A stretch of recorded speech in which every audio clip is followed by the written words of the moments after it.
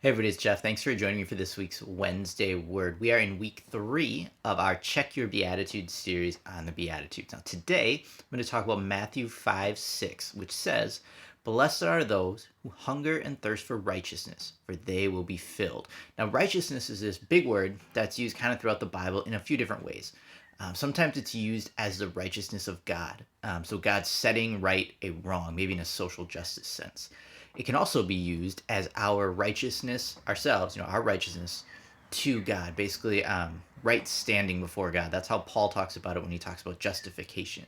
But in this context, in this beatitude and in Matthew, how I think it's meant to be is righteous living, really. Living the right way in God's eyes. Living how God wants us to live in relation to Him and in relation to those around us. So that's how I want to talk about it today. So, blessed are those who hunger and thirst for living that right way before God. Now, when I think about hunger and thirst, I think about craving. What do I crave? Either a food or a drink. And I started to think about what we had actually for dinner just about a week ago. Now, during the week, Stacy and I usually eat fairly healthy, but on Saturday is our cheat day or our free day. You might hear those, where all bets are off. We'll eat whatever we want, that awesome comfort food. And most recently, it was burgers. Okay, now at the Woodhouse, we make a burger that's about that thick and tall, and you have to temporarily dislocate your jaw just to bite this thing. All right, so it went, burger patty, avocado, fried egg, fried tomato, bacon, oh, and the sauce on it. It was fantastic. You better believe I hungered for that thing all week thinking about it. And then when it finally came to Saturday and I bit into it and I tasted all the flavors and that runny egg got drizzled down over the burger and all up in my beard, I was filled. It was awesome. Do we feel that same way about living for God? Do we hunger and thirst to live the way God's called us to live? To live with love and patience and kindness and all these other ways that He's called us to live, to be spending time with Him, to give our worship to Him all the time and Him only? My answer is I try, but I don't think that I always do. I fall short, just like all of us do. So how do we want to hunger and thirst in these ways for God? And I find myself primarily in some of the areas, maybe forgiveness or humility, treating those not as something I hunger and thirst for in that main course, but that nasty green vegetable I want to the side of the plate. And maybe I'm just not thinking about and I don't even want to talk about.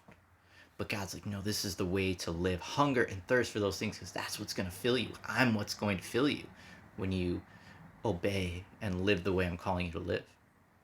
So how are we filled? Are we filled by God? Are we satisfied by living the way God's called us to live? Or is what satisfies us our own view, our own decisions about right behavior?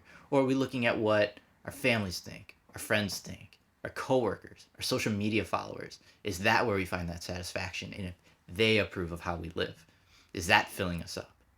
Now we know that's not what's supposed to happen. And let me tell you, that line between, okay, I'm living for God and I want satisfaction in God versus myself and other people, that's a line that easily gets blurred. And it's really hard sometimes. So we have to constantly be checking, what am I really living for? Check our hearts during that time. So what I want to encourage you with is to consider those ways that you really know you need to be living for God that maybe are a struggle for you. Now for me, if I was going to say, let's take my burger example, right? So let's build my righteousness burger.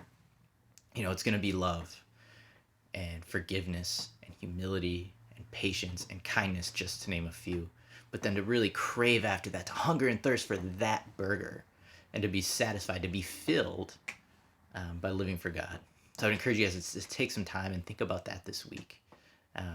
Look at those ways you can really be living for God and make sure that's where we're being filled. We're being filled by God, not somewhere else. Thanks for hanging out, everybody.